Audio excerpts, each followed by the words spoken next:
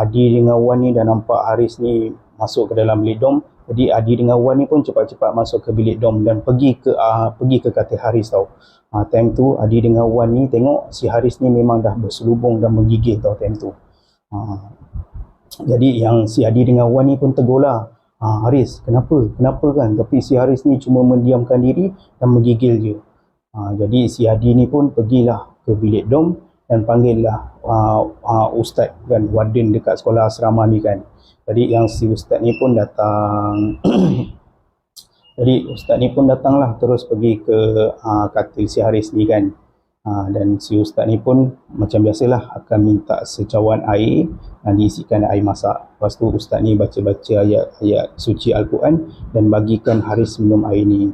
Lepas Haris dah minum air ni, Haris ni pun dah okey lah, dan Haris pun ceritalah apa yang dah berlaku dan apa yang dia dah nampak.